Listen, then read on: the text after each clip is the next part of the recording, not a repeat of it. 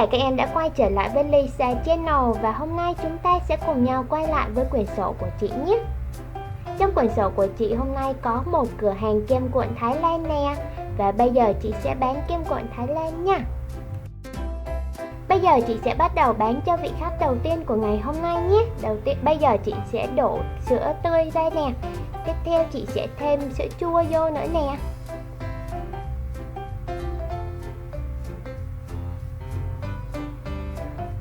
Và trên cánh cụt hôm nay chọn trái cây là bơ, vậy là kem của sẽ có vị bơ nè. Và giờ chị sẽ dùng dao dầm đều tất cả các trái bơ cũng như kem và sữa ra nha.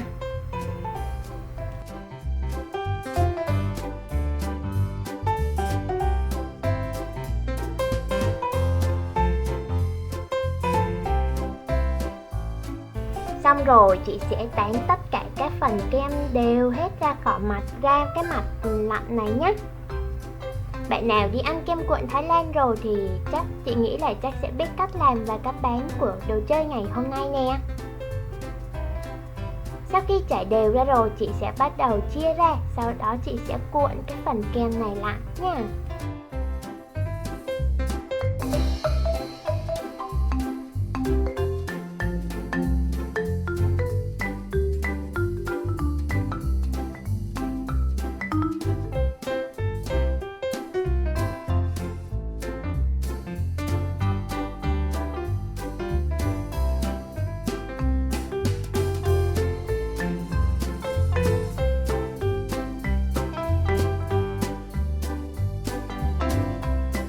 Xong kem cuộn rồi nè, bây giờ chị sẽ bỏ kem vào ly và đưa cho chim cánh cụt thôi nè.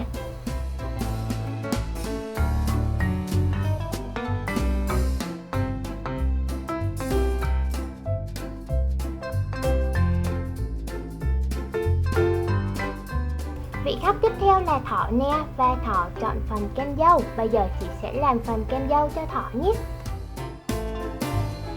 Thỏ không muốn kem cuộn lại cho nên chị sẽ chia phần kem của Thỏ làm những hình vuông nhỏ nha.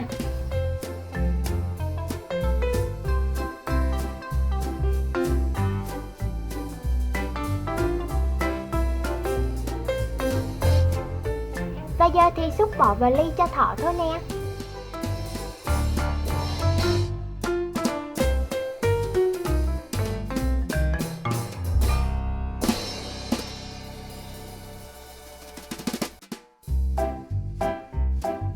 Do đã hết sữa tươi và sữa chua rồi, chị sẽ đóng cửa hàng lại nha.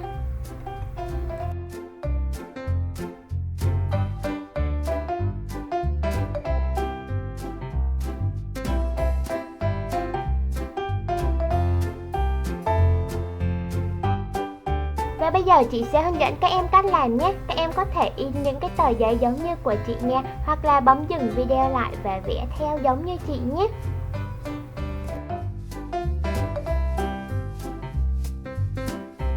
Nếu như các em không thể đi ép giấy được thì chúng ta hãy sử dụng băng keo trong giống như chị nha. Chúng ta sẽ dán hết tất cả các mặt trên tờ giấy này lại nha.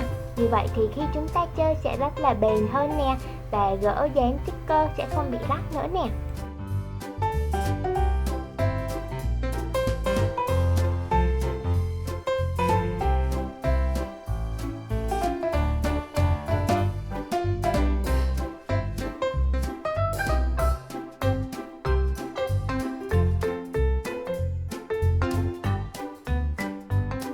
Và giờ thì chúng ta sẽ cắt ra theo đường viền màu đen nha.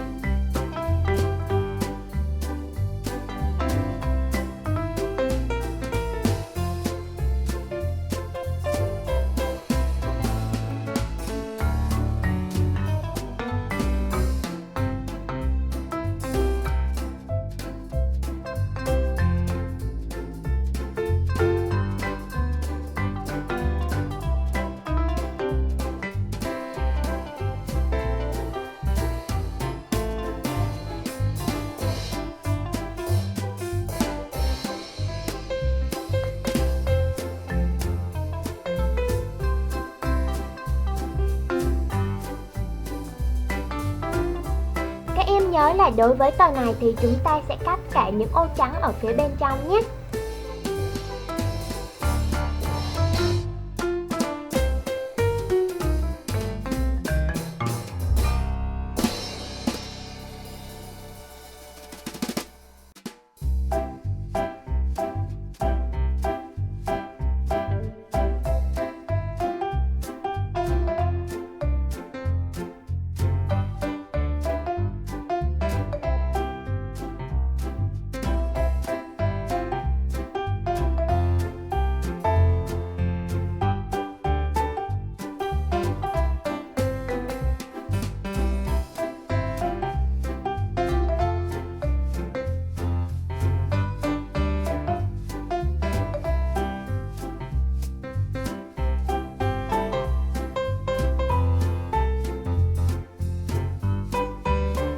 Các em hãy sử dụng băng keo hai mặt loại dày nè và dán lên trên những cái đường nét đứt màu vàng này nhé, sẽ được dán giống như vậy. Sau đó thì chúng ta sẽ gỡ ra rồi dán tờ còn lại lên trên cái này nha.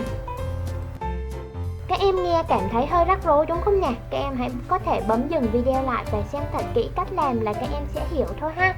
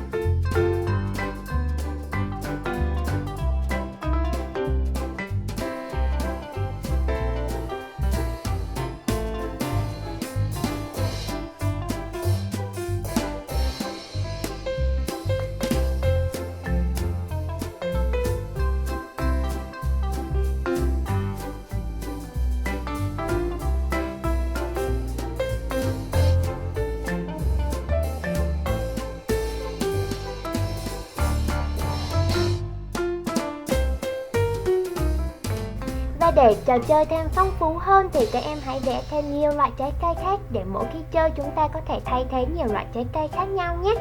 Và chắc hẳn là các em đều đã biết cách làm sau khi xem xong video rồi đúng không nè? Hẹn gặp lại các em ở video tiếp theo với những điều mới lạ hơn nữa nha. Nếu các bạn thích thì hãy nhanh tay đăng ký kênh nè, like và share để ủng hộ kênh nhé.